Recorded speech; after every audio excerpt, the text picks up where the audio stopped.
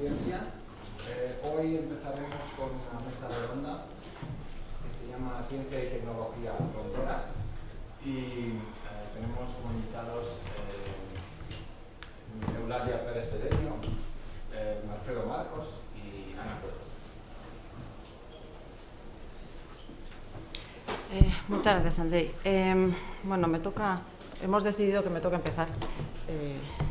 Y bueno, yo les comenté a mis compañeros de mesa la posibilidad de comenzar con algunas preguntas en torno a, precisamente, además el propio título está anunciado en forma también de pregunta, en alguna manera, y yo creo que una de las cosas que primero nos evoca posiblemente este título es si existen o no diferencias o límites que podamos establecer entre lo que es la ciencia y lo que es la tecnología. Actualmente, uno de los conceptos que posiblemente haya tenido una mayor introducción en nuestro campo semántico es la idea de la tecnociencia como una especie de conglomerado en el que coexisten estas dos cosas conjuntamente, incluso hasta disolviéndose los límites entre ellas, ¿no? Y bueno, yo la verdad es que me pregunto si realmente podemos referirnos a todo eso como tecnociencia. Y en realidad, adoptar o no este concepto depende, creo yo, de una serie de propiedades en las que nos fijemos de cada una de las cosas, ¿no? Si queremos fijarnos en ciertas coincidencias o en ciertos objetivos, valores o metodologías comunes, tenderemos a pensar que no existen unos límites bien establecidos, sino que más bien es una cuestión más difusa. O si por el contrario decidimos fijarnos en características, principios, valores, formas de actuación, metodologías diversas, pues veremos que hay cosas distintas. Y en realidad esto es una cuestión meramente yo creo que podríamos decir que una mera cuestión de preferencia del que lo analiza. Sin embargo, bueno, yo creo que sí es interesante de alguna forma distinguir entre ciencia y tecnología, y también dejar un ámbito diferente para lo que podríamos considerar que es la tecnociencia.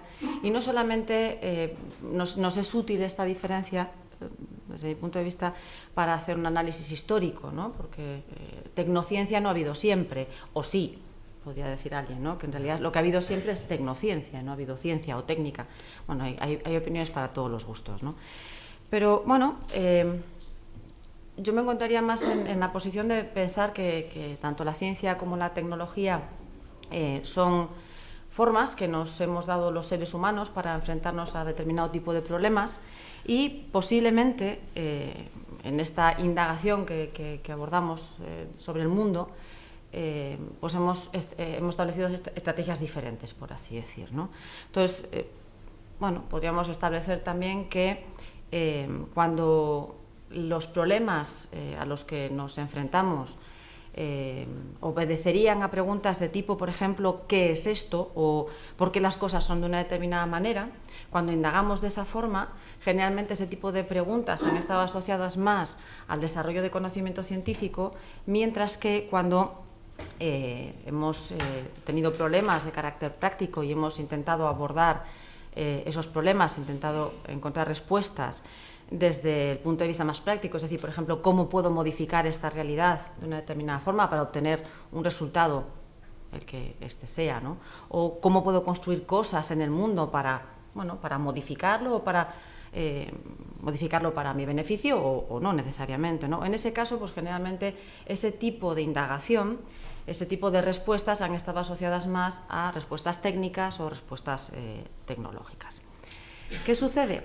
Que claro, si hacemos un análisis histórico, pues podemos fijarnos en ejemplos llamativos, ¿no? de ambos tipos de preguntas, ambos tipos de respuestas. Y luego también podemos encontrar ámbitos intermedios, es decir, ámbitos en donde al abordar preguntas sobre la realidad, sobre cómo es la realidad, pues hemos encontrado también respuestas sobre cómo modificarla. Y en ese caso, pues bueno, tenemos un ámbito también ahí que podríamos considerar que es tecnológico, científico.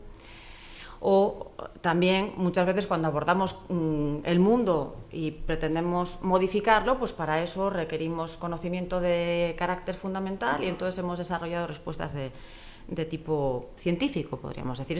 Digamos que es un acuerdo al que hemos llegado con respecto a la etiqueta que ponemos a este tipo de indagaciones. Y bueno, claro, la pregunta que también nos podemos hacer es si esa diferencia obedece o no a cosas que realmente puedan distinguirse, ¿no? Y bueno, yo creo que en realidad sí, o sea, en realidad hay el objetivo de las acciones, es decir, el objetivo de esta indagación, sea práctico o sea, digamos, de carácter más cognoscitivo, sí marca diferencias en cuanto, por ejemplo, a la metodología que se emplea o incluso a los valores que van a permitir resolver esos problemas, ¿no? O sea, si no son los mismos los valores que rigen una indagación puramente epistémica, digo puramente en el sentido más radical, ¿no?, que una indagación puramente práctica. Los valores son de índole diferente, ¿no? Y en ese caso, pues yo creo que sí podríamos establecer ciertas diferencias. ¿Qué sucede? Que efectivamente estas formas se han ido intercruzando a lo largo de nuestra historia. O sea, es difícil encontrar casos muy puros de una cosa o de otra. Generalmente los historiadores, dependiendo de dónde quieran poner la lupa, donde quieran poner la lente de aumento, van a encontrar que, bueno, casos que generalmente se han pensado que son casos claros de desarrollo científico, en realidad requerían de un cierto conocimiento tecnológico previo que posibilitó ese desarrollo científico. Y en ese caso dirían, bueno, ¿ves? Ahí ya tenemos, ¿no?, vemos cómo la ciencia y la tecnología están imbricadas. Y viceversa, ¿no? Pero yo creo que lo que sí hay una diferencia, y creo que es una diferencia que sí se está produciendo en el presente, o que se está produciendo por lo menos desde hace unas décadas hacia aquí, y es que efectivamente cada vez es más difícil separar estos dos ámbitos de indagación, porque posiblemente lo que se esté de alguna forma incentivando es un mayor desarrollo hacia la resolución de problemas de tipo práctico. Y esto hace que los valores propios de la investigación tecnológica estén de alguna forma, no quiero decir contaminando, porque contaminar tiene un cierto sentido peyorativo, pero sí están influyendo en cómo se hace la ciencia actualmente. Una de las características posiblemente que se asocia con la tecnología es la idea de innovación. De hecho, generalmente ahora se habla, sobre todo en nuestro ámbito, ¿no?, hispanohablante, se habla de ciencia, tecnología e innovación. Se pone esta coletilla como suponiendo que es algo diferente, ¿no?, como suponiendo que la innovación y la tecnología no van juntas. Aunque yo creo que precisamente la innovación es el valor, uno de los valores fundamentales del desarrollo tecnológico. Y hay que pensar que, o sea, si pensamos en lo que es la innovación, buscado así definiciones, y una de las definiciones que puede ser interesante para considerar aquí es que innovar es alterar cualquier cosa introduciéndole novedades. Lo fundamental de la innovación es que toma algo dado, toma lo ya existente y lo reconstruye. Y esto no es algo que necesariamente acontezca en ciencia. O sea, la ciencia no necesariamente busca, reorganizar lo ya existente. Precisamente en ocasiones lo que intenta es ir más allá de la explicación existente, ¿no? De tal forma que si introducimos ese valor, si consideramos que la innovación tiene que ser una característica de la ciencia, yo creo que esto de alguna forma puede interferir en cómo se ha hecho la ciencia, cómo se debe hacer la ciencia y qué valores deben estar imbricados en la ciencia, ¿no? O sea, si los valores y los objetivos de la investigación tienden a ser cada vez más de índole práctica, yo creo que esto acarrea problemas que ya han sido señalados, el señor Hasanov, el señor Funtovich y Ravech, ¿no? Por ejemplo, una de las cosas que se evidencia ahora, yo creo de forma bastante más clara que en tiempos pasados, es, por ejemplo, las controversias científicas. Las controversias científicas son cada vez más públicas, no es que no haya existido controversia científica antes, por supuesto que las ha habido, lo que pasa es que, bueno, digamos, se quedaban en el ámbito de la discusión académica, no se hacían tan evidentes hacia afuera de la academia. Generalmente lo que se presentaba ya, bueno, era una cierta controversia, pero ya resultados más bien concluidos, ¿no? También se exige una respuesta o lapsos de respuesta cada vez más cortos a la investigación científica. No se deja madurar al desarrollo científico porque, bueno, existe esa prisa para encontrar también resultados de carácter práctico, ¿no? Y esto hace que, bueno, posiblemente una de las cosas que se señala es que el conocimiento científico y sobre todo también cómo se está produciendo, la forma en que se producen los papers y demás, ¿no? La necesidad de producir en gran cantidad y no necesariamente de forma muy consolidada todavía, esto también da lugar a, yo creo, que digamos, haya ciertas características epistémicas de la ciencia que se hayan ido perdiendo, ¿no? Y esto también puede repercutir de cara a los desarrollos tecnológicos, porque si existe cierta vinculación entre el desarrollo del conocimiento científico y el desarrollo del conocimiento tecnológico o desarrollo de tecnologías, claro, si el desarrollo científico no se ha decantado, por así decir, los resultados prácticos que podemos obtener pues pueden ser también deficientes, ¿no? Entonces, yo creo que sería interesante no abandonar, por supuesto, ámbitos en donde efectivamente es necesaria una colaboración o ni siquiera una colaboración, sino que ya es un ámbito completamente mixto de indagación, pero creo que al mismo tiempo es preciso mantener ciertas áreas de investigación básica o de carácter fundamental con los criterios que se han sostenido y que han demostrado con el paso del tiempo ser muy fructíferos. O sea, no exigir a la ciencia fundamental y básica los mismos ritmos, por ejemplo, de las tecnologías, porque hemos visto que así no funciona bien. O sea, a la ciencia hay que darle, a la investigación científica y a los científicos hay que darles más tiempo. Claro, esto es un poco complicado en un panorama como el que tenemos actualmente, en donde la ciencia es cara de producir y la ciencia además generalmente es pagada o bien por recursos públicos o bien por recursos privados, pero que requieren de resultados, ¿no? Y se les exige de esta forma. Entonces, esto es complejo, pero yo creo que si ponemos todos los recursos en este ámbito de la tecnociencia, posiblemente la investigación científica se resienta. Esa sería mi idea. Bueno, pues buenos días. Estoy bastante de acuerdo con lo que ha dicho Ana, aunque luego discutiremos, porque creo que no sé si podríamos identificar una investigación básica que se pudiera hacer sin tecnología. Entonces, ese es mi primer punto de discrepancia, pero bueno, quiero comentar un poco las notas que yo pensé al hilo de cuando me pidieron estar en esta mesa redonda. Y quiero comenzar por una cosa muy simple, que es distinguir entre técnica y tecnología. Por una cosa que quiero decir ahora y que me parece que está en la base es una presuposición que está en la base de lo que ha dicho Ana, pero bueno, luego lo veremos. Es importante, como digo, distinguir entre técnica y tecnología, porque el término técnica, en su acepción más general, pues designa todo procedimiento, entendiendo el procedimiento como un proceso pautado que nos permite poner en marcha ciertos medios dirigidos a conseguir un fin. Por ejemplo, abrir una botella con un sacacorchos pues es una operación técnica, o vaciar el depósito de un petrolero gigante también es una operación técnica. Bueno, como se ve por los dos ejemplos que he elegido, pues hay técnicas simples, como puede ser la de abrir la botella, a veces no es tan fácil abrir una botella con un sacacorchos que vaciar un petrolero, ¿no? Sobre todo en las operaciones más complejas, pues intervienen actores y factores muy diversos, ¿no? Por tanto, un sistema técnico no es nunca exclusivamente técnico, sino que es también económico, también social, es también político, porque se entiende, o al menos así lo han entendido diversos autores, que la interdependencia de las técnicas en el seno de un sistema dado se inscribe a sí misma en un conjunto de relaciones económicas, sociales y políticas.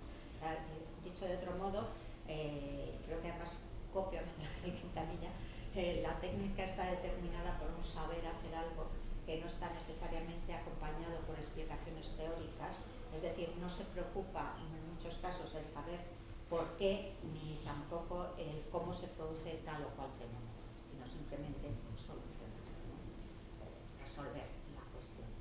Y paso a lo que pienso que está un poco en la base de cierta concepción que diferencia la ciencia de la tecnología, porque pienso que viene de nuestros antepasados griegos, que pensaban que la técnica, lo práctico, era algo inferior a lo teórico, que lo teórico se aproximaba hacia una vida contemplativa teórica, hacia una realización personal, y ese privilegio concedido a lo teórico sobre lo práctico, yo creo que es en cierta medida lo que nos ha acompañado hasta hoy, es decir, el privilegio que se concede a la ciencia como teoría, más que como una práctica social, al igual que una de las razones del énfasis excesivo en la diferenciación entre ciencia y tecnología. Usualmente, además, en el ámbito académico era habitual definir la tecnología como ciencia aplicada. Desde esta perspectiva, la tecnología se analizaba como conocimiento práctico que resultaba directamente de la ciencia, es decir, que resultaba directamente del conocimiento teórico. ¿Qué entendemos por tecnociencia? ¿O qué es lo que se entiende hoy en día por tecnociencia? Pues como una íntima conexión entre la ciencia y la tecnología, y el hecho de que cada vez hay una frontera cada vez más borrosa entre ambas, como muy bien ha señalado antes Ana, ¿no? En realidad es un proceso, la tecnociencia es un proceso de producción de conocimiento científico que se caracteriza por estar altamente o muy altamente tecnologizado, ¿no? Aunque se ha visto históricamente, como bien ha señalado Ana, que la ciencia era una actividad intelectual muy separada de la tecnología, lo cierto es que a lo largo del tiempo las dos áreas se complementaron una a la otra, y la intensificación de las relaciones entre ciencia y tecnología a través de los tiempos pues ha conducido a su fusión como tecnociencia en el mundo contemporáneo. En mi opinión, la tecnociencia ha transformado la estructura de las prácticas científico-tecnológicas en todas sus dimensiones. La tecnociencia, como digo, ha transformado la estructura de la práctica científica tecnológica en todas sus dimensiones y ha incorporado nuevos valores, como también ha señalado Ana, a la actividad científica. Y también es cierto que la tecnociencia suele producir un conocimiento instrumental. Un ejemplo típico que yo pongo es el de las tecnologías de reproducción asistida, donde en muchas ocasiones no se sabe muy bien cómo opera, pero resuelve, al menos en un porcentaje no muy elevado, pero resuelve ciertos problemas de infertilidad, que no de esterilidad. Pero no se puede prescindir de la tecnología en este campo de conocimiento, porque cuando uno está haciendo una fecundación in vitro está utilizando determinada tecnología, igual que cuando se está haciendo una inyección intracitoplasmática, etcétera, etcétera, ¿no? Entonces yo creo que es muy difícil en muchos casos diferenciarlo, ¿no? La aproximación el concepto de ciencia, tal y como lo ha señalado Ana, y al de tecnología y al de tecnociencia, tal y como yo lo estoy intentando presentar aquí, creo que puede ayudar a señalar las relaciones que actualmente han caracterizado a la tecnociencia, particularmente a la tecnociencia de los últimos o a los últimos desarrollos tecnocientíficos de la segunda mitad del siglo XX y los inicios de la primera década o las dos primeras décadas, ya que casi estamos terminando la segunda del siglo XXI. Desarrollos pues como la biotecnología, como la inteligencia artificial, como las tecnologías de la información y la comunicación, la nanotecnología, la neurociencia, en fin, son los ejemplos que a mí se me ocurren, y creo que en esos campos es muy difícil diferenciar un conocimiento epistémico puro, por seguir la terminología que ha empleado Ana, de la tecnología que lo coproduce, ¿no? Y entonces, por ejemplo, una de las cosas, Ana también ha hablado de los valores que nuevos y demás, y es verdad que una de las cosas principales o uno de los no, de las características, más que de los valores que aparecen en esta tecnociencia, es que se sirve de las tecnologías de la información, que además se crean redes de investigación, que aparecen científicos que tienen que ofrecer sus productos y comercializarlos en el mercado, que la investigación está orientada por las inversiones y los patrocinios, tanto desde el mundo público como desde las empresas privadas, y se presenta además la desaparición paulatina del investigador como ente autónomo. Es un poquito, aunque algo cambiado, lo que Gibbons llamaba el paso del modo 1 al modo 2, o lo que Ziman llamaba el paso de la ciencia académica a la ciencia posacadémica, ¿no? Bueno, ya para ir concluyendo, creo que el término tecnociencia resulta necesario porque lo que está en juego, como digo, no es simplemente una técnica de base científica, sino algo que va mucho más allá. La nueva ciencia es en su misma esencia tecnológica, está orientada a la manipulación técnica de la realidad, y la tecnología moderna se desarrolla entrelazada estrechamente con estas disciplinas. Como decía, y retomando lo del modo 1 y modo 2, la tecnociencia supone una serie de características que son necesarias para entender la práctica tecnocientífica, como cambios en la estructura de la práctica científica más que del conocimiento, de las comunidades científicas, que se pasa de ellas a las empresas tecnocientíficas públicas.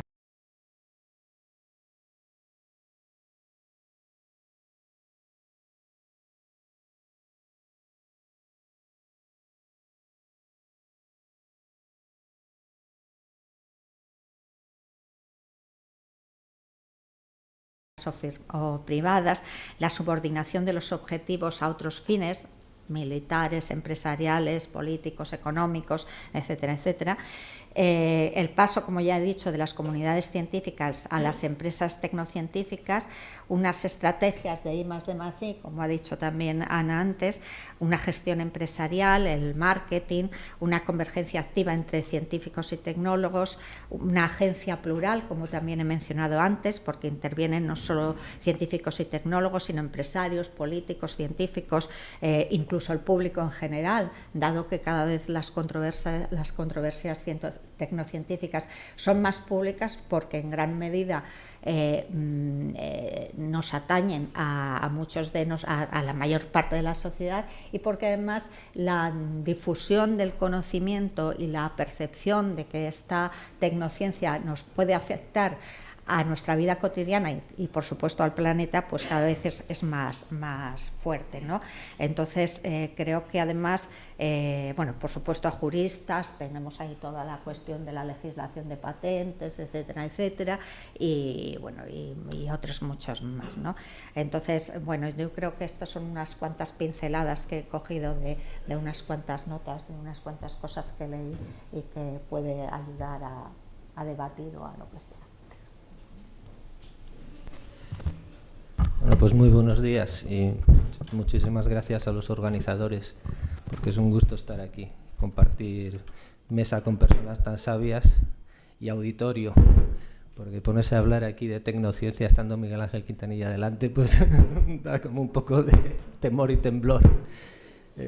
Bueno, respecto a esta mesa, quizás lo primero mi primer problema es cuál es el género literario, es decir, de qué se trata aquí. Esto es un debate, es una mesa de un congreso en el cual se exponen posiciones yuxtapuestas, uno dice una cosa, otro otra, pero no interactúan.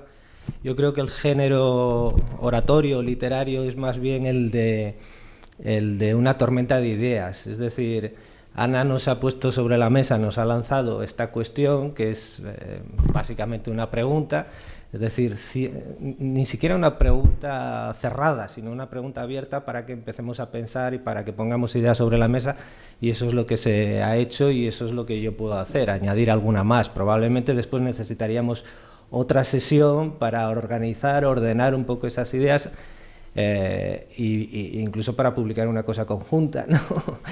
Pero no se trata exactamente de un debate, no es que estemos en posiciones contrapuestas, sino con matices distintos y con enfoques distintos, pues vamos a decir cosas muy parecidas. Entonces, a mí esta pregunta, que era lo que me sugería, pues en primer lugar la cuestión de la frontera, la metáfora de la frontera, que se utiliza con mucha frecuencia cuando se habla de ciencia y cuando se habla de técnica, y que en latín se dice limes, por lo tanto también es la metáfora del límite. Si la ciencia y la técnica tienen límites, si tienen fronteras, en griego es horizonte. Bueno, pues jugando con todo este juego de metáforas, horizontes, límites, fronteras, podríamos preguntarnos si la ciencia y la técnica entre sí tienen fronteras, tienen límites, y esos límites son insoslayables, son rígidos. Además, hay varios tipos de límites. Hay unos límites que son constitutivos, que nos constituyen, que por lo tanto son buenos, y otros que nos constriñen y que por lo tanto son malos, ¿no? Es la diferencia entre una piel y una camisa de fuerza, ¿no? Si uno no tiene piel, pues sencillamente no existe. Lo que es ilimitado es el apeiron, no tiene... entonces, si uno quiere tener entidades, tiene que tener límites. Son límites constitutivos y por lo tanto positivos, que han de ser agradecidos. Y la ciencia, de hecho, es un ejercicio de límite y de autolimitación. Cuando Galileo se pone a estudiar la caída de los graves, decide introducir límites. No se va a fijar en el color de los graves que caen. No se va a fijar, pues qué sé yo, en la elegancia de la caída, sino en la velocidad. No se va a fijar en cuestiones, en valores estéticos, como he dicho, como la elegancia, pero tampoco en valores éticos. Es distinto desde la Torre de Pisa tirar una bola de madera que tirar una cabra, desde el punto de vista ético, obviamente. Pero no nos vamos a fijar en eso. Bueno, mejor tiremos bolas de madera. Pero no nos vamos a fijar en eso. Entonces, la ciencia no es que tenga límites, es que es un ejercicio de limitación, es que nace gracias a unos límites que son límites constitutivos. Después habrá otros que son restrictivos, constrictivos, que tengan que ser vencidos, que tengan que ser... Bien, entonces, la pregunta, por ordenarla de algún modo, vendría a ser: ¿hay límites entre ciencia y técnica, por un lado? Y después, si no los hay, si se han ido diluyendo y tenemos algo conjunto como la tecnociencia, esa entidad que llamamos tecnociencia a su vez tiene límites, está limitada, tiene algo fuera con lo cual haga frontera, incluso mantiene límites internos. Y esas son las tres cuestiones, los tres ejes que a mí me han hecho pensar a lo largo de todos estos días y sobre los que quería decir cuatro cosas, digamos, para que la tormenta de ideas pueda seguir no solo en la mesa, sino también entre el público. Yo cuando hablo de técnica, a mis alumnos me gusta empezar con los monos estos, porque nos plantean un problema, nos plantean una incógnita, lo he puesto entre interrogantes. Arriba tenemos el cráneo de un parántropo, que tiene, como veis, un aparato es un primo lejano nuestro, ¿no? Que tiene, como veis, un aparato masticatorio potentísimo, tiene unos músculos temporales que intervienen en la masticación y un masetero muy potente, tiene incluso una cresta en el cráneo donde se insertan los músculos temporales. En fin, parece que está bien preparado para morder, para masticar, para triturar incluso hierbas, etcétera. Y abajo tenemos el cráneo de un Homo sapiens. Los dibujos están tomados de un libro de Arzuaga, del director de las excavaciones de Atapuerca, que tiene unas ilustraciones preciosas, y esta es una de ellas. Entonces la pregunta es: ¿dónde está? ¿Qué se ha hecho de ese aparato masticatorio? ¿Dónde está, en nuestro caso, el aparato masticatorio? ¿Qué ha pasado? Nos hemos quedado con unos músculos pequeñitos y prácticamente inoperantes. ¿Cómo es posible que podamos seguir alimentándonos, que biológicamente podamos funcionar? Pues la respuesta ¿dónde está? Es aquí. Es decir, nuestro aparato masticatorio en gran medida lo hemos delegado, lo hemos puesto en manos de la técnica. Es decir, todo nuestro proceso de hominización y de humanización se ha producido en coevolución con lo técnico. Nuestro cuerpo directamente hace referencia a lo técnico. Nadie entendería un cuerpo humano funcional, nadie entendería que funcionase un cuerpo humano sin entender al mismo tiempo que tenemos útiles para cortar la comida y hacerla a trozos pequeñitos, y tenemos, por ejemplo, técnicas como el dominio del fuego que nos permiten ablandar los alimentos. Sin lo técnico, nosotros no somos biológicamente funcionales. Entonces, la técnica no llega... es que, en fin, hay veces que hay personas que adoptan una actitud muy antitécnica o antitecnológica y piensan que la técnica ha llegado para estropear nuestras vidas y para...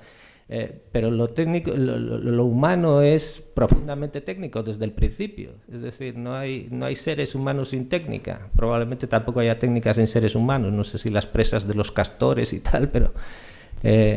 entonces, lo técnico es coetáneo con lo humano. Probablemente estos útiles de sílex o el dominio del fuego, pues procedan de 2 y pico millones de años atrás o de 1 millón de años atrás en el caso del fuego.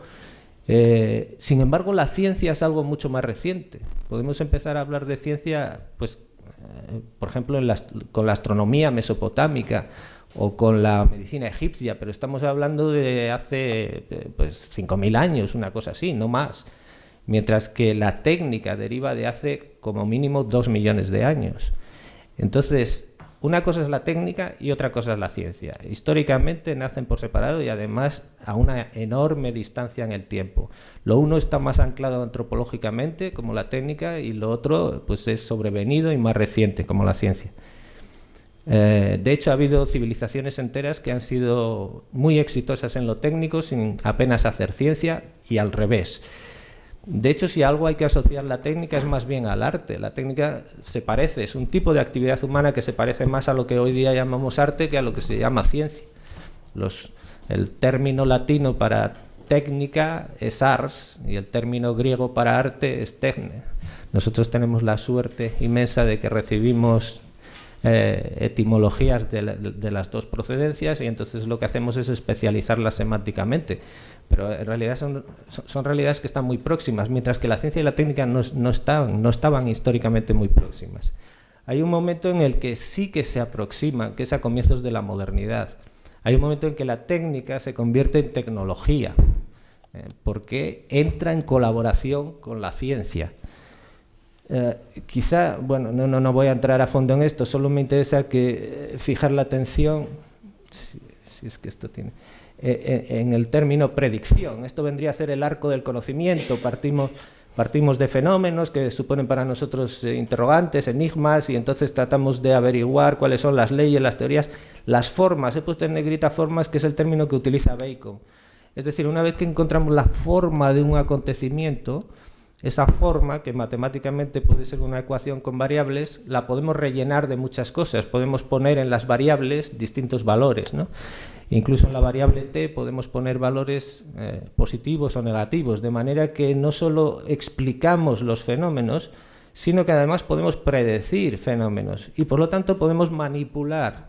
Es decir, ajustándonos a esos esquemas, a esas formas que nos ofrece la naturaleza, podemos manejar la naturaleza. Es el dicho de Bacon de que manejamos la naturaleza obedeciéndola, ¿no? Obedeciéndola en lo formal, en lo legal, pero cambiando esas variables. Es decir, la conexión entre la ciencia y la técnica de modo profundo se establece en el momento en que el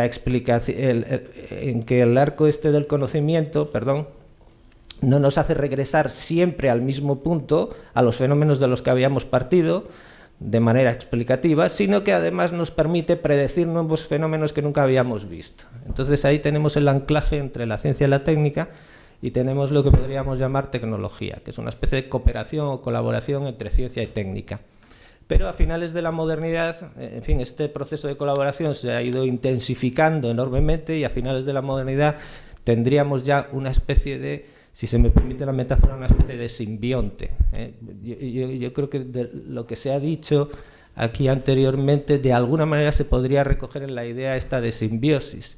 Es decir, entre ciencia y técnica se establece una especie de simbiosis. Es verdad que conceptualmente se pueden distinguir, pero también es verdad que físicamente no funcionan la una sin la otra. Es como pues los líquenes, que son una simbiosis de alga y de hongo, ¿no? Entonces uno puede saber lo que es un alga, puede saber lo que es un hongo, distinguirlo conceptualmente, pero físicamente el alga muere sin el hongo y el hongo muere sin el alga. El líquen tiene que hacer que funcionen las dos cosas conjuntamente. O la carabela portuguesa, por ejemplo, que es una especie de medusa y tal, también es un simbionte. Entonces uno puede distinguir sus partes conceptualmente, pero después físicamente funcionan juntas. Y en la tecnociencia, hacia finales de la modernidad, lo que tenemos ya no es tanto tecnología como tecnociencia, tenemos esta especie de simbiosis entre la ciencia y la técnica que funcionan unidas, aunque conceptualmente podamos distinguirlas. He ido utilizando la tipografía para poner cada vez letras más grandes, un poco ingenuamente para señalar que también aumenta el poder que adquirimos. Es decir, no es lo mismo el poder de la técnica, el que tenemos porque tenemos un hacha de sílex o un aparato para abrir botellas, que el poder de la tecnología, que ya es mucho mayor. Y mayor todavía es el poder de la tecnociencia, y mayor todavía es el poder de un tipo de tecnociencia que es la biotecnología, que es cuando lo técnico se vuelve sobre los seres vivos y los manipula profundamente y tal, cosa que sucede desde hace muy poco tiempo, desde finales, digamos, remotamente hemos manejado los seres vivos mediante cría selectiva desde el Neolítico, pero intervenir profundamente en sus bases moleculares ocurre solo desde finales del siglo XX. Y esto aumenta nuestro poder sobre la realidad. Podemos modificar la realidad, no solo partes de la realidad no vivas, sino también partes de la realidad viva. Es decir, hemos extendido lo artificial a lo vivo. Lo artificial y lo vivo ya no se excluyen. Si uno pensaba que estos objetos son naturales, estos artificiales, y los seres vivos están siempre dentro del conjunto de los naturales, bueno, pues eso ya no es así. Es decir, tenemos la capacidad de intervenir profundamente sobre la vida. Me gusta este cuadro y lo utilizo muchas veces porque inmediatamente uno piensa que lo artificial es la estructura de hierro y lo natural es el azor que está posado, pero podría ser perfectamente al revés. Es decir, esa estructura de hierro pues está sufriendo un proceso de oxidación que es totalmente natural, mientras que el azor pues es fruto de muchos años de cría selectiva y probablemente de intervención genética, etcétera, etcétera. Es un objeto muy artificializado, muy técnico, lo cual aumenta nuestro poder. Sobre la realidad. Y después, en un último giro, en una última contorsión de lo técnico, se vuelve sobre el propio autor de lo técnico. Decíamos que lo técnico y lo humano están intensamente conectados desde el comienzo de la humanidad, y llega un momento en que lo técnico se vuelve sobre el humano, es decir, nosotros somos capaces de modificar al propio ser humano y de modificarlo no solo superficialmente mediante la educación o la terapia, etcétera, que son técnicas tradicionales, sino modificarlo profundamente mediante la manipulación genética o neuronal, mediante, medicación, psicofármacos, etcétera.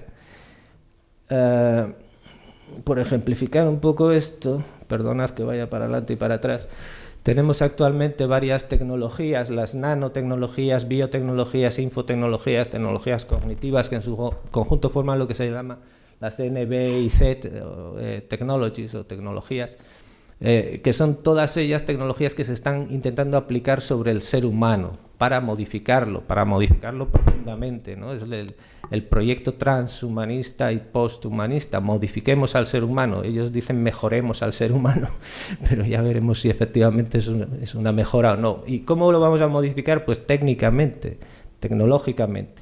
A veces se llaman también tecnologías convergentes, porque todas ellas se pueden aplicar a muchas cosas. Obviamente uno puede utilizar biotecnologías con bacterias, pero también puede hacer que todas esas tecnologías confluyan sobre un objeto único, que es el ser humano, y que sirvan para su modificación.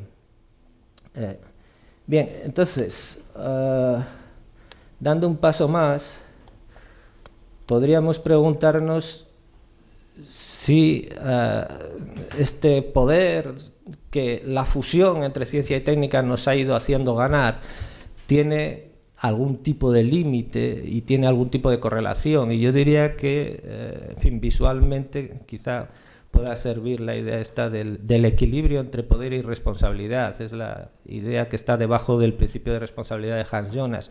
Hemos ganado mucho poder, por lo tanto tenemos mucha más responsabilidad.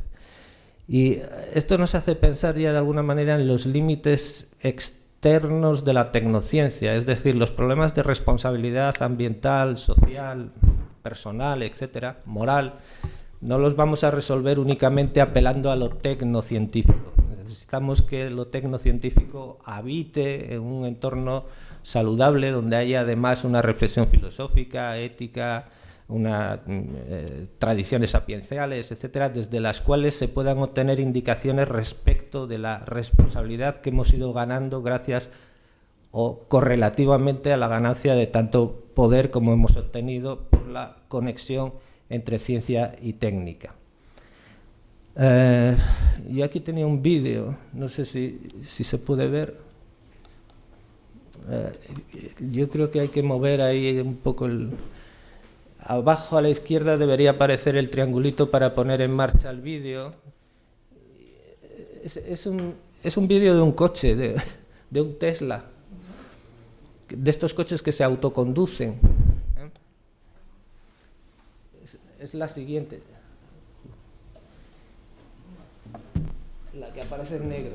Bueno, si no es posible no lo vemos tampoco. Ahí, dale, y dale a pausa inmediatamente, por favor. Ahí. Esto es un libro, perdón, es un vídeo de la casa Tesla. Muchísimas gracias. Sí, ahora un segundito, y ya la última.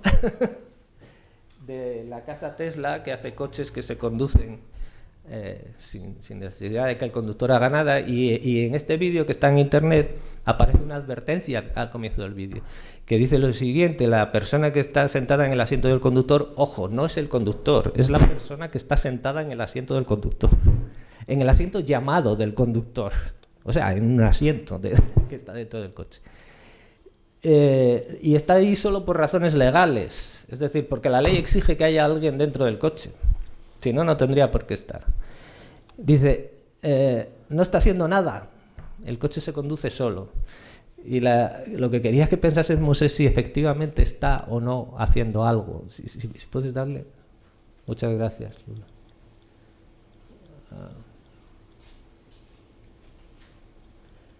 Entonces aquí veis la pantalla con la base de datos de los parámetros fijos, lo que son las carreteras y los edificios, etcétera, y a la derecha las cámaras principales del coche que van detectando los objetos móviles. Todo esto se va integrando y el coche pues va tomando decisiones, entre comillas, metafóricamente, digamos, va frenando, acelerando, etcétera. Y como veis aparece un volante estándar, es un coche automático, un pedal de acelerador, un pedal de freno que se mueven. Todo esto es una especie de interfaz para que el coche se comunique con el humano, que es perfectamente prescindible. Es decir, estos coches no tienen por qué tener volante, ni acelerador, ni freno, claro. Eso solo lo tienen porque hay un ser humano del otro lado, ¿no? Y el sujeto que está sentado, estas pruebas no se suelen hacer en ciudades de la India o donde la variabilidad de los paisajes es mucho más y las motos se cruzan por todas partes, sino en ciudades británicas. Entonces, pues el sujeto que está ahí sentado con las manos sobre las rodillas, podríamos pensar, ¿está o no está haciendo algo? Esa es la pregunta. Los de la casa Tesla dicen que no está haciendo nada. Ya lo podemos parar si quieres. Pasamos a la siguiente. Desde mi punto de vista sí está haciendo algo, está haciendo un par de cosas. Una, asumiendo la responsabilidad, por eso está ahí por razones legales.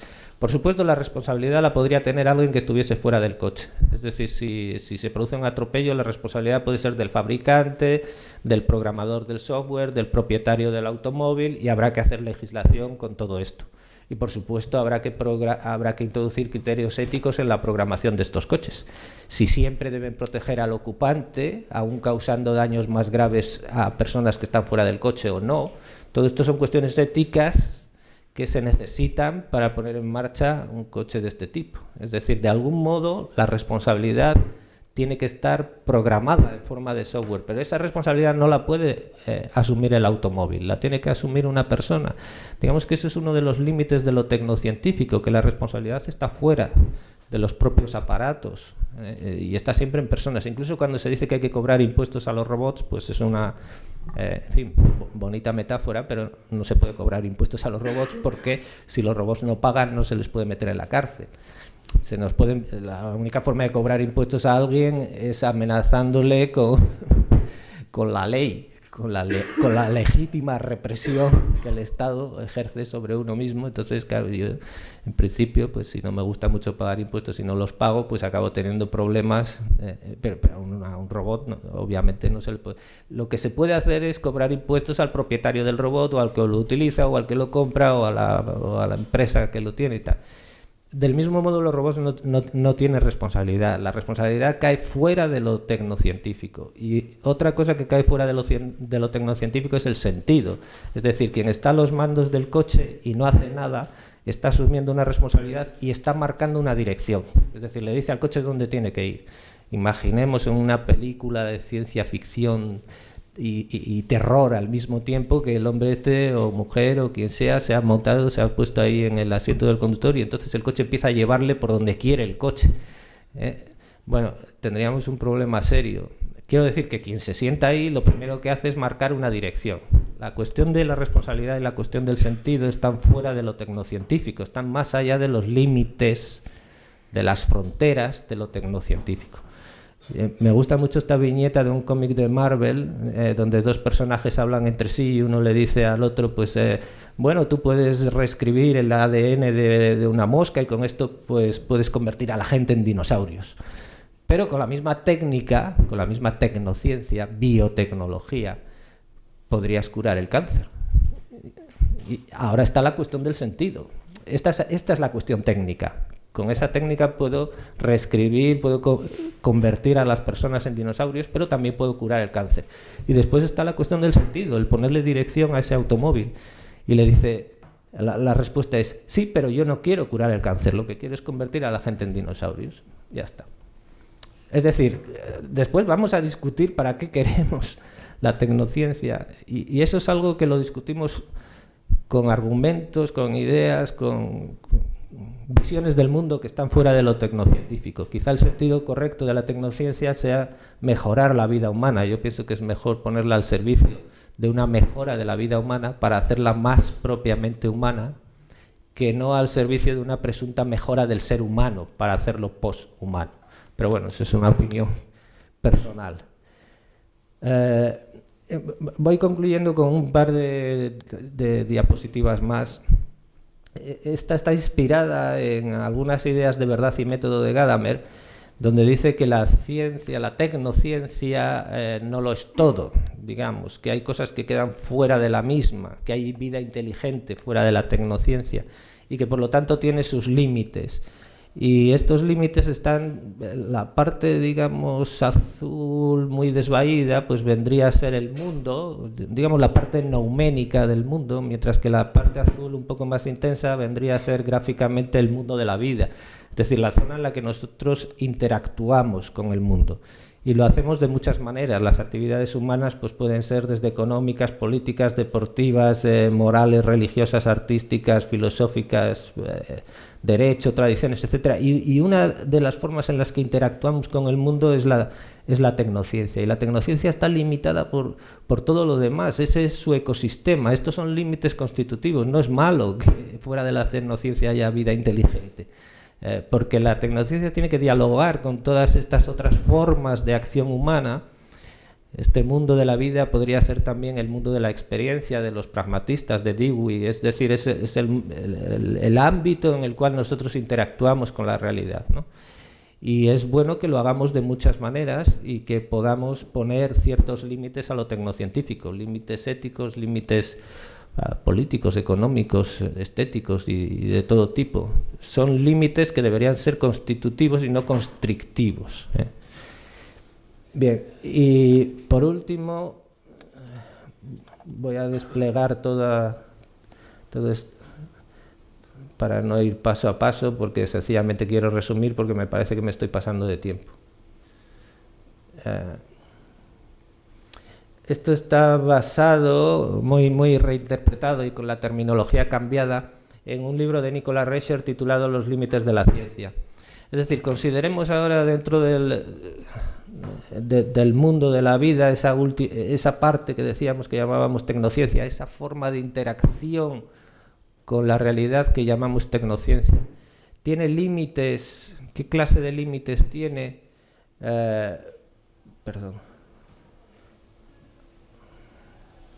A ver si sale todo de una vez. Ya.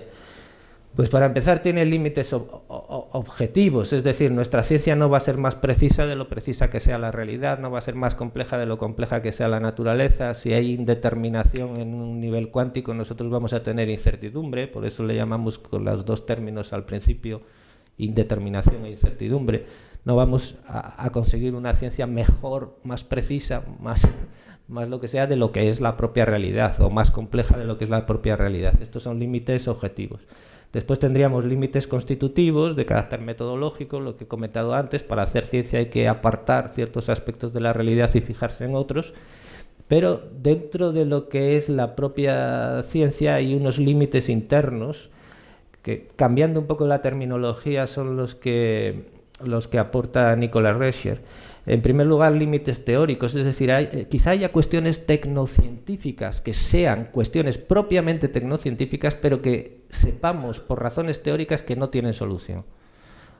Por ejemplo, quizá el problema de la máquina del movimiento perpetuo sea un problema tecnológico, pero sabemos por razones básicas, teóricas, que no vamos a fabricar una máquina de movimiento perpetuo. Y quizá lo mismo suceda incluso con problemas matemáticos, quizá algún tipo de ecuaciones por principio no sean resolubles, etc. Se puede discutir. Aún dentro de lo que teóricamente podemos hacer, pasamos aquí, también hay límites de carácter práctico, muchas veces económico, etcétera. Es decir, bueno, en teoría podríamos resolver tales problemas científicos, pero no tenemos suficiente dinero para hacerlo, no tenemos un acelerador de partículas suficientemente potente, no tenemos una estación espacial internacional suficientemente aislada de la gravedad o lo que sea. Límites de carácter práctico, que a veces son incluso matemáticos, es decir, hay partes de la física que no se pueden desarrollar más por una cuestión práctica, que no tenemos las matemáticas, a veces una cuestión de notación, meramente de notación. No disponemos de una notación correcta o suficiente para desarrollar un problema. Son límites de carácter práctico y aún dentro de los límites de carácter práctico, la ciencia que en la práctica se puede hacer, la tecnociencia que en la práctica se puede hacer, aún no hacemos toda la tecnociencia que en la práctica se puede hacer. Hay unos límites que podríamos llamar de falibilidad, o sea, el factor humano, demasiado humano. Somos falibles, cometemos errores, hay erratas, hay etcétera. Entonces, la ciencia real, la que tenemos, la ciencia efectiva, es esta parte de lo que podría ser la ciencia prácticamente posible, que es esta parte de lo que podría ser la ciencia teóricamente posible, que es a su vez esta parte de lo que podría ser la ciencia. Digamos que entre lo uno y lo otro hay una diferencia, y si nos ponemos estupendos, pues le vamos a llamar la diferencia de Píndaro, porque Píndaro decía, llega a ser el que eres. Entonces la ciencia efectiva debería llegar a ser lo que realmente es, digamos, la tecnociencia en su conjunto, ¿no? Ese es una especie de sino trágico, es decir, es un objetivo irrenunciable de lo tecnocientífico y al mismo tiempo imposible.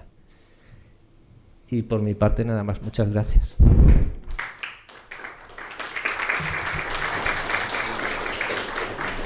Bueno, como andamos un poco cortos de tiempo, si os parece abrimos un turno de preguntas entre el público, aunque tendríamos mucho que discutir entre nosotros seguramente, pero sí, Dani.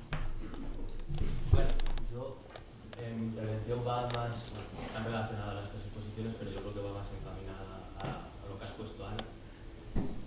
Yo creo que la cuestión fundamental respecto a esta sinergia que puede haber entre la tecnología y la ciencia no es si efectivamente están entrelazadas hoy en día. Yo creo que es obvio, como ha señalado Eulalia, que ni siquiera existe, bueno, a lo mejor existe algún caso como en matemáticas, pero es muy difícil hacer ciencia básica hoy en día sin tecnología. Yo creo que eso no hay nadie que lo dude, pero yo creo que la cuestión fundamental es si las dinámicas tecnológica y científica deben fusionarse. Yo creo que esa es la cuestión fundamental, o sea, donde cabe discrepancia. Por ejemplo, el criterio y el valor de la eficiencia, que suele vincularse a la tecnología, ¿de verdad vale para la ciencia? ¿Debe asumir tal valor, tal criterio? Entendamos por eficiencia aquella definición ya famosa de Miguel Ángel, ¿no? Como un sistema eficiente es aquel que logra aquellos objetivos pretendidos, dando lugar a los resultados, a los menos posibles resultados no buscados, ¿no? Queremos que la ciencia como actividad se impregne de este criterio, por ejemplo? Es decir, ¿debemos delimitar de manera estricta los objetivos de la ciencia, por poner un ejemplo? ¿O qué podríamos decir, los resultados no buscados pueden ser valiosos para la ciencia? Yo creo que sí, por ejemplo. ¿Vale, por lo tanto, el criterio de la eficiencia para la ciencia, que para mi gusto sí que viene muy bien para los sistemas tecnológicos? Ese tipo de cuestiones yo creo que son las que de verdad tienen más relevancia a la hora de cuestionarnos si deberían entrelazarse de tal manera la tecnología y la ciencia. Desde luego es obvio que ya en la modernidad una dependían de la otra, pero la cuestión es esa, las dinámicas de una actividad y de la otra. Bueno, respondo yo, luego si eso podéis avanzar vosotros. Efectivamente, a ver, yo no creo que, como bien señalaba también Alfredo, o sea, no ha habido ciencia sin técnica, es decir, desde el comienzo incluso del conocimiento científico, o sea, la indagación científica requiere de artefactos técnicos, instrumental, incluso hasta podríamos decir que hasta la matemática se puede convertir en un propio artefacto técnico, ¿no? para la manipulación del mundo, ¿no? Y requiere esa técnica para la indagación. O sea, no hay ciencia sin técnica. Lo mismo que no hay seres humanos sin técnica, como la ciencia es un producto humano, pues obviamente no va a haber ciencia sin técnica tampoco, ¿no? Lo que efectivamente yo estoy de acuerdo, o sea, yo creo que la forma que podemos distinguir una cosa de otra son los valores o los criterios que rigen la producción de ambas, ¿no? de ambos tipos de acciones, ¿no? O sea, interpretando tanto la ciencia como la técnica como acciones en el mundo, ¿no? O la tecnología. Y efectivamente, por eso señalaba también lo del valor de la innovación, ¿no? La innovación, que es un valor característicamente tecnológico, no creo que pueda aplicarse tal cual al desarrollo del conocimiento científico. Y en el caso de la eficiencia, pues sería otro tanto, ¿no? O sea, efectivamente, cuando se analiza un sistema técnico, vemos si es eficiente o no. Muy bien señala, yo creo que la definición de Miguel Ángel sobre lo que es la eficiencia es muy buena. O sea, los resultados no pretendidos, que también pueden ser positivos en el caso de la tecnología, a veces pasa, pero en el caso de la ciencia, precisamente esa indagación es una indagación mucho más libre. Además es que tiene que ser más libre, tiene que estar menos constreñida, ¿no? por esa obtención de un resultado eficiente. Que si lo pensamos, o sea, por ejemplo, cómo se plantean los proyectos de investigación, cómo se solicita un proyecto de investigación científico hoy en día, prima valores de eficiencia. Y esto yo creo que restringe precisamente el valor creativo, más que innovador. Yo diría que lo que prima en la ciencia es un valor de creatividad, ¿no? De búsqueda, incluso hasta de soluciones el planteamiento de preguntas completamente a veces estrambóticas, ¿no? Y eso a su vez es enriquecedor dentro de la ciencia. O sea, yo en ese sentido creo que la ciencia tiene mucho que ver también con la filosofía, en ese sentido de abordar preguntas extrañas, ¿no? Mientras que la técnica no se puede permitir tanto eso, porque hay unas limitaciones mucho más restringidas, ¿no? Entonces, efectivamente, los valores son distintos. Yo creo que tanto el objetivo pretendido como los valores que imperan dentro de ambas prácticas son diferentes. Y trasladar valores en los dos sentidos yo creo que sería contraproducente, ¿no? O sea, trasladar valores de la ciencia a la técnica y de la técnica a la ciencia no creo que sea necesariamente. Bueno, lo que no significa que efectivamente yo estoy de acuerdo con que actualmente hay ámbitos que son ámbitos mixtos, que ya no son ni puramente científicos ni puramente tecnológicos. Pero yo creo que, bueno, que hay ciertas cosas que sí se podrían distinguir, ¿no? Pero sí. Yo, bueno, os voy a dar la vuelta a la pregunta, pero me parece que hay aquí una pequeña confusión en el sentido de que se equipara eficiencia con no creatividad y no tiene por qué ser necesariamente así. O sea, mi pregunta sería, ¿por qué no es deseable la eficiencia en ciencia?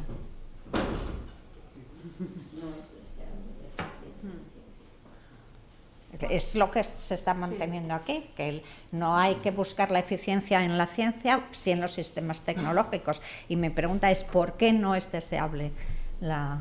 Hombre, yo no creo que no sea deseable, ahora te doy la palabra, sino que no creo que sea el objetivo que tiene que guiar el desarrollo del conocimiento científico. Si finalmente se obtienen resultados eficientes, bienvenidos sean. Pero mientras que en la tecnología, por ejemplo, cuando uno crea un artefacto o un sistema, tiene que tener como objetivo claro que ese objeto tiene que ser eficiente, en el caso de la ciencia no creo que sea necesariamente el criterio perseguido. pero sí puede ser uno de los Sí, criterios. sí, claro. No, respecto a eso lo único era una reflexión, sencillamente que perseguir, a veces cuando se piden los proyectos de investigación, siguiendo el ejemplo que tú ponías, esa búsqueda del resultado, esa búsqueda de la eficiencia, al final acaba primando ese tipo de proyecto científico que es mucho menos innovador. Entonces es ahí, ¿por qué? Bueno, pues porque de alguna forma se asegura el resultado, y es ahí donde esa parte de la creatividad se Sí, pero de todos modos yo creo que ahí interviene otro factor importante en el caso de los proyectos de investigación, que es el objetivo económico que se está persiguiendo constantemente en los proyectos y que, bueno, pues nos están machacando las humanidades y las ciencias sociales, ¿no? Quiero decir que también hay que tener un poco en cuenta todos los aspectos económicos y políticos que intervienen ahí, no dejarlo todo en cuestiones de eficiencia o no. Voy a dar la palabra a una estudiante y luego te la doy a ti. Benedito. Sí. Yo pienso que otra de las preguntas nucleares que habría que solventar, digamos, que la que dice Daniel, pues evidentemente también es central, sería la pregunta de si, habida cuenta de que parece que la ciencia y las tecnologías no son separables, digamos, que no pueden existir una sin la otra, eso no quiere decir que no sean disociables, o sea, que no sean cosas distintas. Entonces, yo creo que la pregunta no sería tanto si se pueden separar, cuanto si se pueden disociar. Y incluso en este caso, esta pregunta hay quien la aborda pensando que ni siquiera se pueden disociar, porque existe algo así como una tecnociencia que imbrica y casi equipara estas dos cuestiones, tecnología y ciencia, ¿no? Y el argumento que se ha dado para defender esta tecnociencia parece que es el de que subsisten, digamos, en el mismo soporte físico, y entonces la disociación no se puede dar. Pero yo creo que el verbo disociar, que además viene de la psicología, lo que precisamente nos dice es que incluso cuando varias personalidades subsisten en el mismo cuerpo, digamos, en el mismo soporte físico, eso no quiere decir que no sean personalidades distintas. Entonces eso es lo que yo quiero, digamos, que me hubiese gustado que se hubiese respondido. Si son cosas distintas o no, más allá de que se puedan separar. En cualquier caso, incluso aceptando esa noción de tecnociencia, yo pienso que tampoco es, digamos, un hijo o un nieto de la modernidad, por así decirlo, que tengamos hoy, sino que bueno, primero habría que saber qué es la modernidad para saber quién es el abuelo de esto que padecemos, por así decirlo, sino que lo cierto es que la geometría, si Gustavo Bueno tiene razón y es la primera de la ciencia, lo cierto es que es premoderna, eso está claro, la euclidiana, pues parece que necesitó de la tecnología. A mí me parece imposible pensar que la geometría euclidiana hubiese podido ser tal sin la tecnología. O sea, que igual no es ni siquiera un evento que suceda hoy o que haya sucedido desde hace 3 o 4 siglos.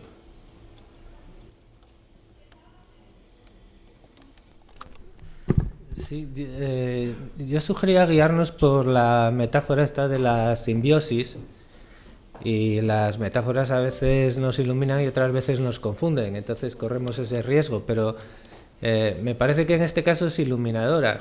Es decir, no se trata de que, pensando por ejemplo en los líquenes, no se trata de que el hongo se convierta en alga y el alga en hongo o algo parecido. Para que funcione bien el simbionte se necesita que haya un hongo y un alga y que cada uno funcione como tal, ¿no? Lo que sucede es que si se separan, y se pueden separar conceptualmente, pero si se separan físicamente, entonces se deteriora completamente cada uno de ellos y el conjunto. Es decir, imaginemos lo que sería hacer hoy astronomía sin apoyo tecnológico. Es decir, sin computadores, sin grandes telescopios,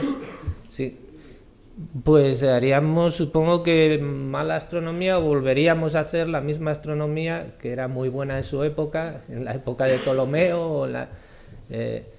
Imaginemos, por otro lado, lo que sería hacer hoy tecnología, por ejemplo, biotecnología separada de las ciencias biológicas.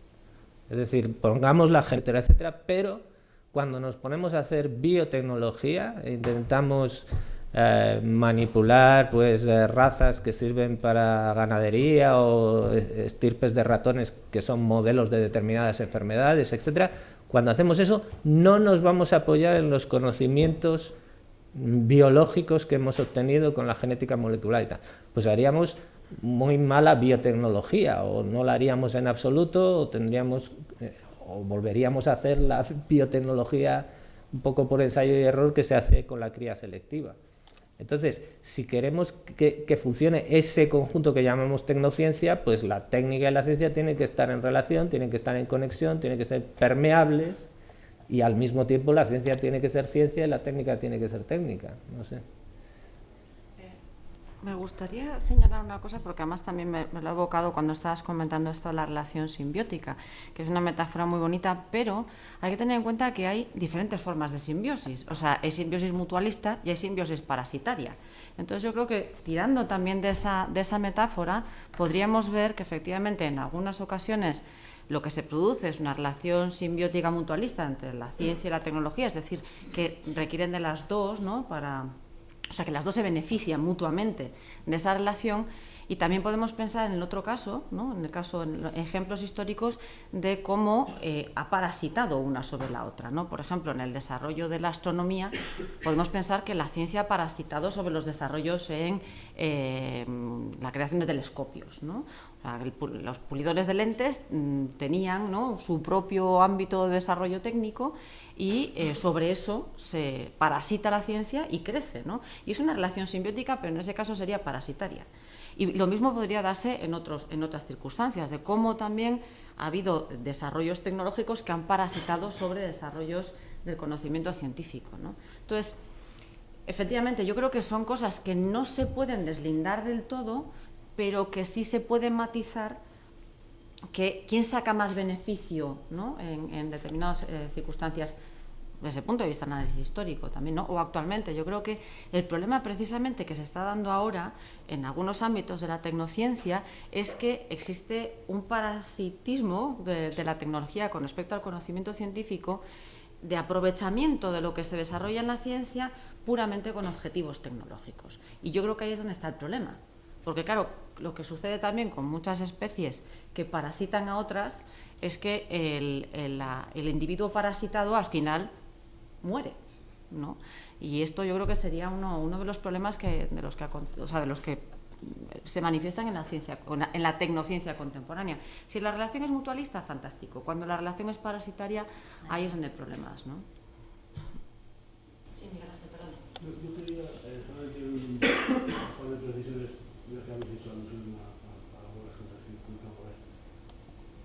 Yo siempre me ponía al uso del término tecnociencia, para gran cambio de nuestro amigo Javier Echeverría, pero era realmente renunciar a tirar la toalla. Ya estoy dispuesto a aceptar el término tecnociencia porque no significa nada, nada nuevo. Como ha dicho alguien por aquí, es cierto que desde siempre la técnica y la ciencia han estado imbricadas, desde los grandes telescopios actuales, pero bueno, y los observatorios de los incas, y de los egipcios y de los mesopotamios, eran grandes estructuras técnicas tremendas, ¿no? Además, algunos de los descubrimientos científicos puros, abstractos incluso, en el ámbito de la matemática, que habéis hecho alusión a eso, su origen es la experiencia técnica. El teorema de Pitágoras es un teorema de albañiles que descubren que es muy difícil hacer las esquinas de las circunferencias que están bien cuadradas, ¿no? Y necesitan indagar por qué pasa eso, y descubren que la hipotenusa del triángulo rectángulo equilátero es equivalente a la raíz cuadrada de 2, que es un número irracional que no existe en el mundo de los números. Esto es pura especulación matemática. Y su origen es experiencia técnica, pura experiencia técnica. Por lo tanto, eso yo acepto completamente lo que habéis dicho. Simplemente yo a eso no le llamo tecnociencia, le llamo lo que es ciencia y tecnología, o ciencia y técnica. Tecnología lo reservamos para técnicas que están muy conectadas con descubrimientos científicos, con fronteras de la investigación, límites de la ciencia, etc. Me parece bien, es un tema puramente lingüístico. En español no se usaba la palabra tecnología hasta hace unas décadas, y cuando se usaba se refería más a los conocimientos de los ingenieros que a las experiencias técnicas de los ingenieros. Pero bueno, eso es una cuestión similar. lo que es importante es que el problema de usar la expresión tecnociencia como referente para la comprensión y el análisis que hacemos nosotros del significado científico, el significado filosófico de la ciencia y la tecnología, el problema de usar la expresión tecnociencia es que es un expediente muy tentador para colar de contrabando algo a lo que ha hecho la alusión Ana, que es la idea de que, bueno, puesto que hay todo tipo de valores en la tecnociencia, valores epistémicos, valores prácticos, económicos, políticos, etc., seamos realistas y reconozcamos que las grandes problemáticas científicas se resuelven no siempre con criterios epistémicos, sino que muchas veces se resuelven con criterios políticos, etc., porque son cuestiones tecnocientíficas. El problema de este enfoque es poner en el mismo nivel la validez de una evaluación de un proyecto tecnológico, científico, político, social, como se haya llamado. Poner al mismo nivel su valoración con criterios políticos que su valoración con criterios epistémicos. Su valoración con criterios tecnológicos, eficiencia, y su valoración con criterios epistémicos, verdad. El problema es que cuando hablamos de filosofía de la ciencia, estamos hablando de valores como cuando aceptamos o rechazamos un proyecto de investigación, no lo aceptamos o rechazamos si es de investigación científica, no lo aceptamos o rechazamos solo porque esté en las prioridades del Plan Nacional, no sé qué, que pueden estar justificadas por motivos socioeconómicos, etc. Hay algo previo. Y si es falso, si el proyecto es erróneo, si no responde al conocimiento disponible o mete datos por libre y se ponen como válidos principios que se han demostrado que no lo son, etc. Es decir, si científicamente es inviable, eso, por muy interesante que políticamente sea, no se puede aceptar. La tecnociencia no justifica que podamos aceptar un proyecto político, un proyecto de investigación muy interesante socialmente, por eso que sea muy interesante socialmente, si no cumple criterios epistémicos que es simplemente que sea verdadero, que sea coherente con el conocimiento disponible, etc. El peligro de la teoría de la tecnociencia, que yo creo que proviene ya del Batur, es esto, es que mete en el mismo saco criterios que son incompatibles. Y lo que yo siempre he propuesto es que no pasa nada. ¿Sí? La relación entre ciencia y tecnología sabemos que existe en el tiempo, no vamos a enfrentar en el hecho, pero simplemente no confundamos las cosas. O sea, si vamos a poner en marcha un proyecto, por ejemplo,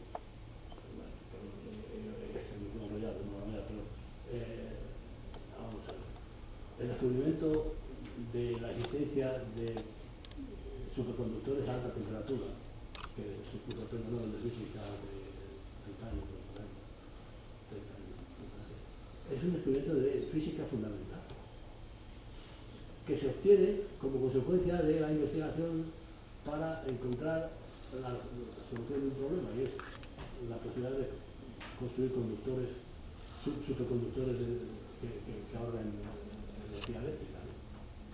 Pero es pura mecánica cuántica lo que hay detrás.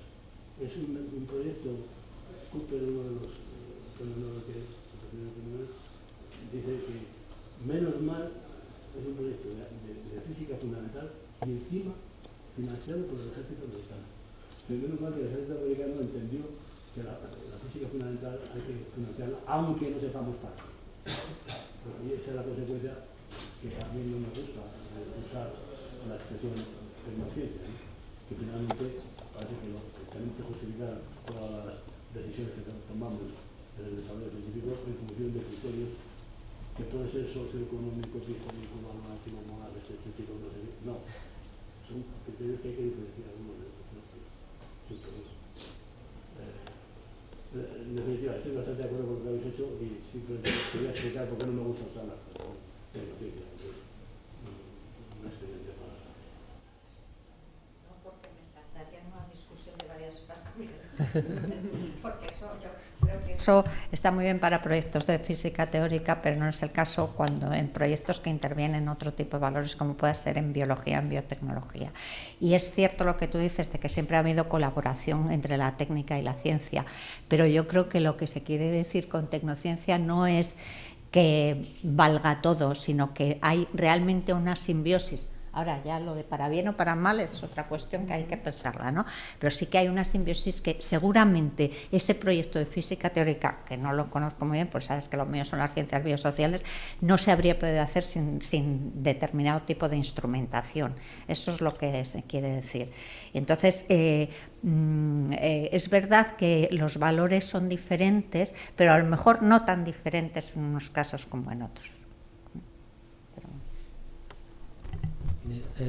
Yo creo que básicamente estoy de acuerdo. Es decir, yo creo que conceptualmente, cuando hacemos filosofía de la ciencia, filosofía de la técnica, uno puede distinguir lo que es ciencia, lo que es técnica, los valores propios de cada una de esas actividades, e históricamente yo estoy de acuerdo en que siempre ha habido algún tipo de colaboración, pero también históricamente yo creo que se puede distinguir más. Es decir, que ha habido momentos en los cuales se ha podido hacer ciencia prácticamente sin técnica, porque es verdad que los grandes observatorios antiguos, desde Stonehenge a los observatorios aztecas, etcétera,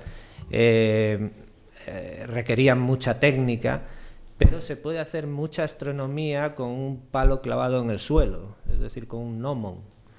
Uno puede saber dónde están cuando llegan los equinoccios, cuando llegan los solsticios, no sé, y de hecho la astronomía más antigua se hizo observando la luna y observando la sombra de un palo clavado en el suelo.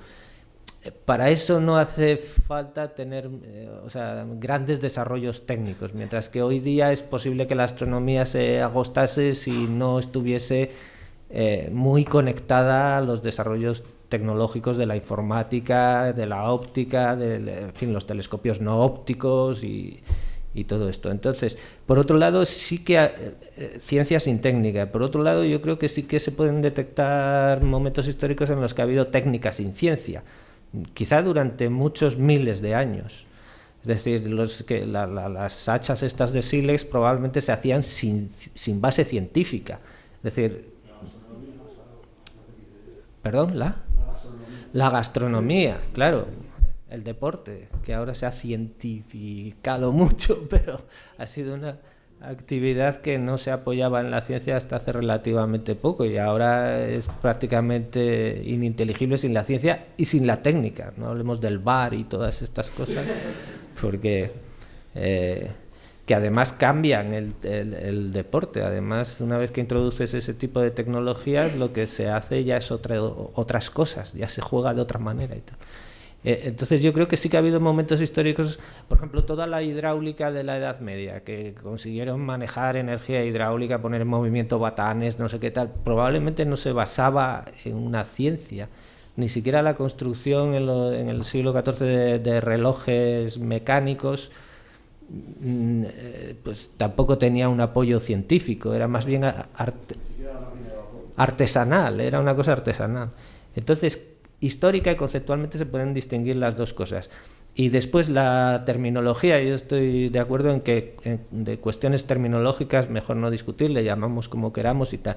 Mi intención era, al hablar de poner la secuencia técnica, tecnología, tecnociencia, mostrar ese incremento de la conexión entre esas dos realidades que llamamos ciencia y técnica, que en principio van por separado, después entran en un estado de colaboración a principios de la modernidad, colaboración, o si se quiere decir en griego, sinergia, y a finales de la modernidad esa colaboración es ya tan intensa que podemos hablar de simbiosis. O sea, ya, lo cual no quiere decir que no podamos distinguir entre ambas. Quiere decir que si las separamos probablemente empiecen a funcionar peor las dos, y esa entidad, digamos, ese simbionte que se ha gestado a lo largo de la modernidad, pues también desaparecería. Más o menos la idea de que se deben distinguir, desde luego, y que la ciencia tiene sus, igual que en los simbiontes cada uno tiene su propio ADN, pues la ciencia tiene sus propios valores, sus propios... Y me gustaría saber lo que se quiere decir a veces con eficiencia o eficacia cuando hablamos de ciencia. Por ejemplo, si lo que se quiere decir es que haya muchas publicaciones, pues claro, obviamente a mí no me parece que ese sea... O sea, hay químicos que dedican toda su vida a una molécula Y por suerte hay químicos que dedican toda su vida a una molécula, porque cuando se jubilan dejan la molécula esa sobre la mesa y entonces la utilizamos como ibuprofeno para el dolor de cabeza, etcétera. Claro, si a ese señor se le hubiese pedido que todos los días produjese un artículo y un no sé qué, pues no tendríamos... ¿Cómo? Por ejemplo, o al del ibuprofeno, al que tanto debemos. Bueno, pero si se le hubiese pedido cada día, oiga, usted este año no ha publicado no sé qué, dice, bueno, pues yo es que estoy en otra cosa, me dedico a esta molécula y voy a dedicar mi vida a esta molécula. Bueno, pues también en ciencia se necesita gente así. Pero bueno, no creo que cuando hablaban de eficiencia se refirieran al número de publicaciones, ¿no? Sino claro. otra cosa. Es que hay una palabra pedida de un estudiante, prefiero dar la palabra al estudiante. Señor Javier, por favor. Retomando el asunto de si la ciencia debe someterse a la eficiencia, que me parece una pregunta muy interesante, pero yo la elevaría mucho más. Pero lo que quiero preguntar a la mesa es, bien, la ciencia, la tecnología, la ciencia, la tecnociencia, como queramos llamar, tiene límites. Tiene límites. Pero se da el caso de que ninguno de esos límites, excepto quizás el límite objetivo que dice Rexel, la ciencia no puede encontrar más cosas de las que hay. Todos los demás son contingentes, son límites que no son necesarios, ¿no? Entonces, lo que me importa sobre todo es límite implica limitación y limitador. Yo quisiera saber qué os parece respecto a que si es necesario que haya límites, si existen esos límites o si hay que poner límites a la ciencia y quién es el que lo tiene que hacer. Por ejemplo, respecto al resto de los límites que están ahí puestos, aprovechando la diapositiva, hay limitaciones metodológicas, pero hay determinadas metodologías que en un determinado momento alguien podría decidir que no deben ser utilizadas sobre los teóricos. Hay determinadas reflexiones teóricas que no proceden en el mundo en que vivimos, hay razones económicas limitantes, es decir, la sociedad como respuesta, como ente limitador, no me sirve. Quiere decir, me refiero a cosas que son funcionantes en la práctica real.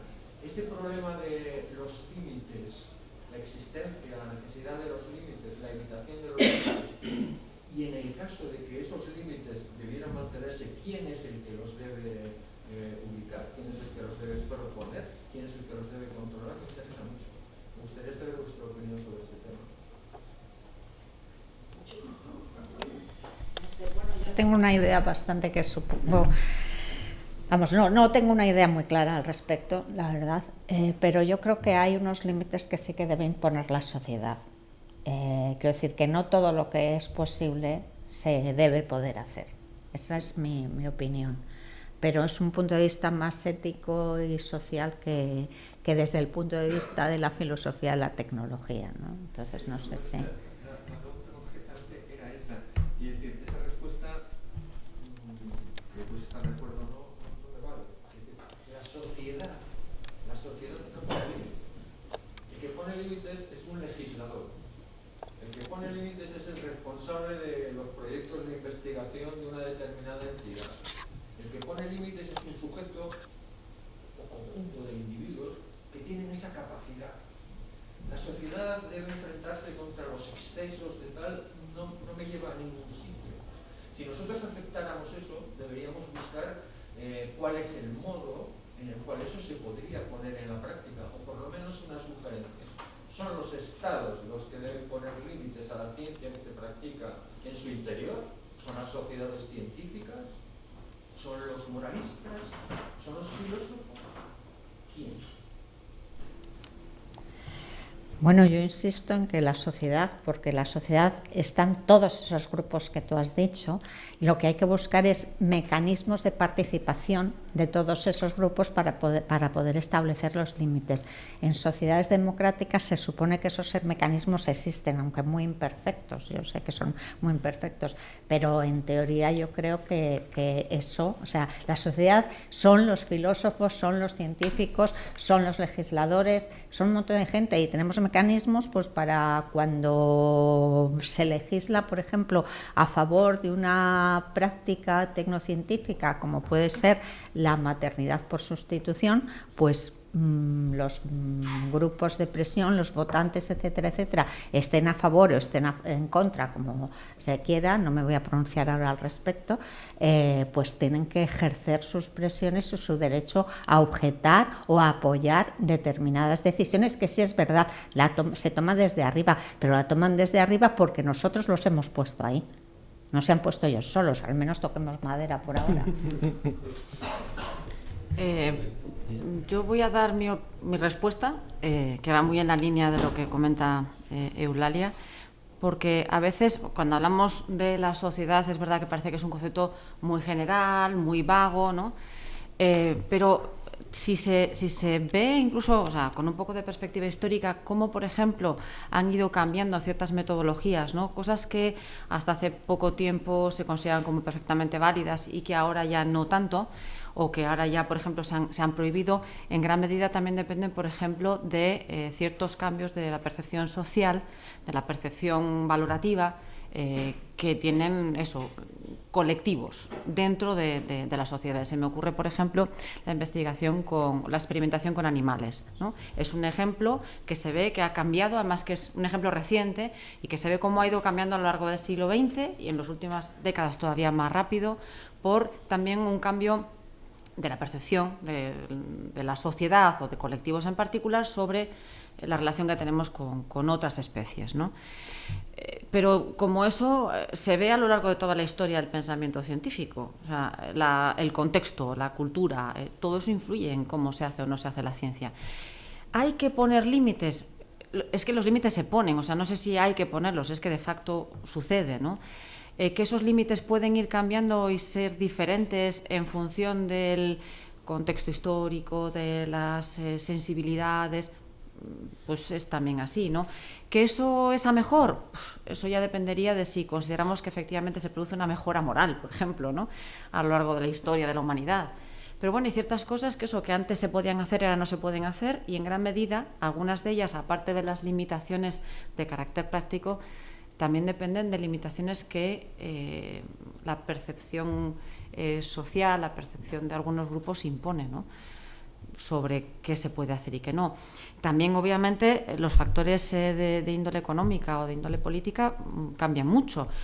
Por ejemplo, cada vez que cambia el presidente norteamericano, la National Science Foundation, la norteamericana, investiga unas cosas o no, se da fondos para unas cosas o no, ¿no? ¿Eso significa que no se pueda desarrollar ese conocimiento? No, lo que pasa es que igual hay que hacerlo con otras vías, ¿no? Entonces hay límites económicos, hay límites morales, hay límites metodológicos. ¿Quién los impone? Pues obviamente nosotros, porque somos quienes hacemos ciencia, ¿no? Y quienes la padecemos. Esa es mi... Sí,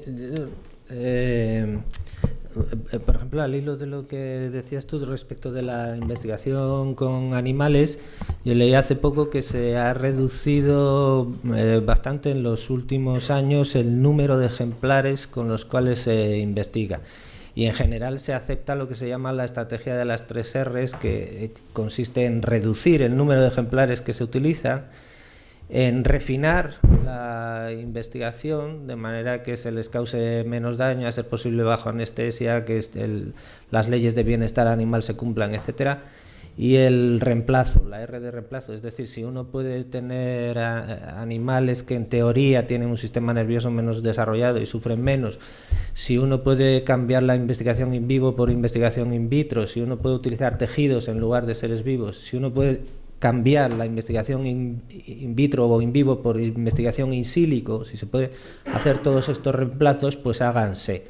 Estos son límites. Alguien podría decir, yo haría mucha mejor ciencia si se me dejase experimentar sin límite de número de animales, sin límite en el tratamiento de los mismos, etcétera. Bueno, son límites, y son límites que no necesariamente se autoimpone la comunidad científica, sino que a veces le vienen de fuera o se establecen en diálogo con otras comunidades. Por ejemplo, pongo otro ejemplo, la investigación clínica. La investigación clínica a finales de la Segunda Guerra Mundial colapsó, es decir, no se hubiese podido seguir haciendo investigación clínica si no hubiese sido sobre la base de nuevos límites, del Código de Nuremberg y de la Declaración de Helsinki. Y esos límites se los impuso a sí mismo la Organización Médica Mundial. Es decir, fueron la propia comunidad científica la que dijo, vamos a ponernos unos ciertos límites. No se puede investigar sobre un ser humano sin pedirle opinión, por lo menos consentimiento informado y estas cosas, ¿no? Entonces, se había deteriorado de tal modo la calidad moral de la investigación clínica sobre humanos que la sociedad no hubiese admitido que se hubiese seguido haciendo investigación clínica sobre humanos. Es una rama de la ciencia que hubiese quedado paralizada si no hubiese la propia comunidad científica reaccionado y no se hubiese autoimpuesto límites. Ahora, ¿de dónde viene la coerción de esos límites? Obviamente nadie tiene por ley que cumplir lo que diga la Organización Médica Mundial. Lo que sucede es que esas indicaciones, por ejemplo, las indicaciones de Helsinki, están ancladas en las legislaciones de los diferentes países y entonces tienen fuerza de ley, tienen fuerza coercitiva. Es decir, el Estado español y la mayor parte de los estados dicen, si quiere hacer usted un ensayo clínico, hágalo suscribiendo la Declaración de Helsinki actualizada a Seúl 2011. Y si no lo hace usted así, no va a hacer el ensayo clínico. Eso ya tiene fuerza de ley. Entonces, ¿quién ha puesto esos límites? Los ha puesto la propia comunidad científica y después les han dado fuerza de ley y han hecho que, digamos, se los han impuesto a los científicos que investigan. Y hay límites, por supuesto, económicos. ¿Tiene sentido gastarse no sé cuántos miles de millones en hacer otro acelerador de partículas? O a lo mejor deberíamos invertirlos en otra cosa. ¿Tiene sentido, por ejemplo, gastarse no sé cuánto en ir a Marte? Hay un libro de un colega nuestro, de Reichmann, que se titula Gente que no quiere ir a Marte. Bueno, pues a lo mejor yo no quiero ir a Marte y quiero hacer otras cosas con ese dinero. Esos son límites económicos. ¿Quién los impone? Pues la sociedad. Hay límites ecológicos para la ciencia, por supuesto. Y así sucesivamente. Ahora bien, acabo de verdad, me estoy enrollando un poco. Eso no significa que uno tenga que sermonearle a los científicos, desde la filosofía, desde la política, desde la teología o qué sé yo qué, ir a la comunidad científica y decirle, ustedes por favor sean buenos y benéficos y no sé qué. No se trata de eso, se trata de que como son relaciones sistémicas, por razones puramente científicas, uno tiene que aceptar los límites de carácter ético, ecológico, etc. Por razones puramente científicas. Es decir, quien quiere hacer mejor investigación clínica, la tiene que hacer ciñéndose a las indicaciones de Helsinki. Porque si no, va a acabar haciendo peor investigación clínica o va a acabar no haciendo investigación clínica. Entonces, no le pido un compromiso moral al científico, lo que le estoy pidiendo es que haga ciencia y que la haga lo mejor posible. Y tiene que saber, por razones sistémicas, que si no acepta esos límites, va a acabar haciendo peor ciencia. Es decir, los resultados científicos obtenidos sin consentimiento informado, con unos estándares, digámoslo así, éticos muy bajos, son peores resultados científicos, claro. Y no digamos ya la financiación que se obtiene de la sociedad, que empieza a ver eso con recelo y el apoyo de los medios de comunicación, etcétera, etcétera. Es decir, en realidad son límites que uno tiene que aceptar en virtud de las propias finalidades de la ciencia que practica. Bueno, sé que seguiríamos, hay más palabras, pero me están aquí los organizadores diciendo que ya es hora, así que tenemos que concluir aquí, nos hemos pasado un poquito. Bueno, muchas gracias, yo creo que ha sido muy provechoso y que hemos sacado alguna conclusión. Gracias.